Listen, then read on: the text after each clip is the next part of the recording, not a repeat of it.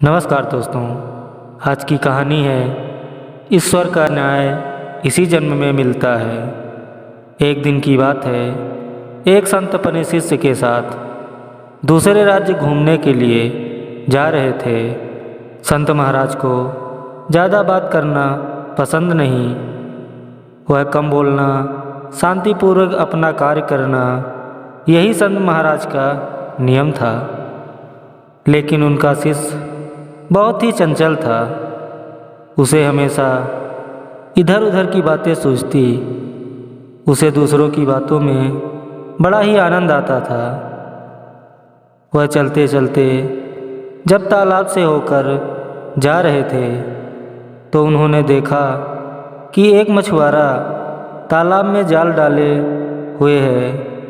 यह सब देखकर शिष्य खड़ा हो गया और मछुआरे को अहिंसा का उपदेश देने लगा। लेकिन मछुआरे को कहाँ समझ में आने वाला था।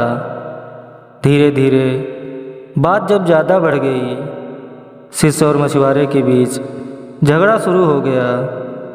उनसे बहुत आगे बढ़ गए थे संत महाराज।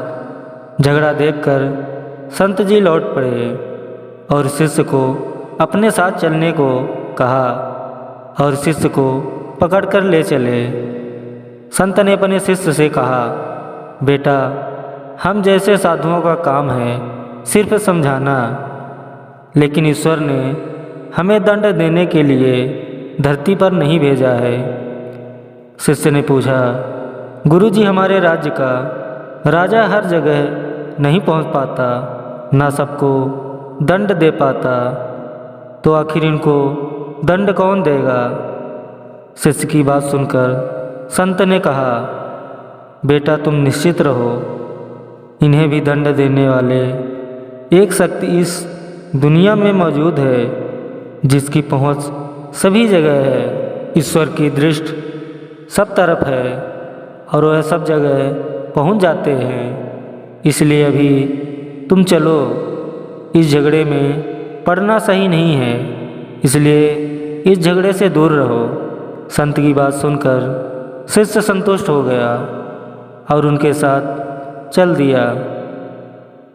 इस बात को ठीक 20 वर्ष बीत गए थे कि एक दिन संत महाराज और शिष्य दोनों उसी तालाब से होकर जा रहे थे। लेकिन शिष्य 20 साल पहले की वह बात भूल चुका था।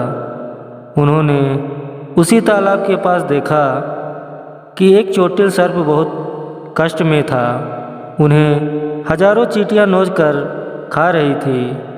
शिष्य को यह देखकर दया से उसका हृदय पिघल गया। वह सर्प को चींटियों से बचाने के लिए जाने ही वाला था तो संत महाराज ने उसका हाथ पकड़ लिया और जाने के लिए मना करने लगे और कहा, बेटा, इसे अपने कर्मों का फल भोगने होंगे।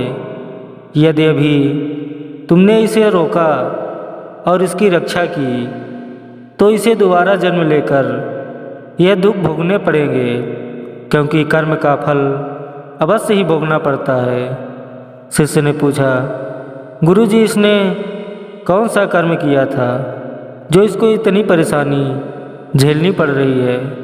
संत बोले, यह वही मछुआरा है जिसे वर्षों पहले इसी स्थान पर मछली न मारने का उपदेश दे रहे थे और वह तुमसे झगड़ा करने के लिए आग बबूला हो रहा था। वही मछलियाँ ही चींटी हैं जो इसे नोच नोच कर खा रही हैं। यह सुनकर शिष्य बड़े आश्चर्य से कहा, महाराज, यह तो बड़ा ही विचित्र न्याय है। संत ने कहा, शिष्य, इस लोक में स्वर्ग और नरक के सारे दृश्य मौजूद हैं।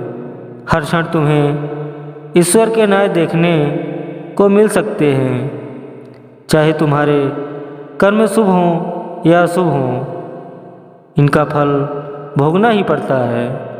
ईश्वर ने उपदेश देते हुए कहा है, अपने किए गए कर्म को हमेशा याद रखो। यह विचार करते रहो कि तुमने क्या किया है, क्योंकि यह सच कि तुमको भोगना ही पड़ेगा। जीवन का हर क्षण कीमती है, इसलिए बुरे कर्मों में समय व्यर्थ ना करो। हमेशा अच्छे कार्य करते रहो, क्योंकि तुम्हारे अच्छे कर्मों का परिणाम बहुत सुख रूप से मिलता है।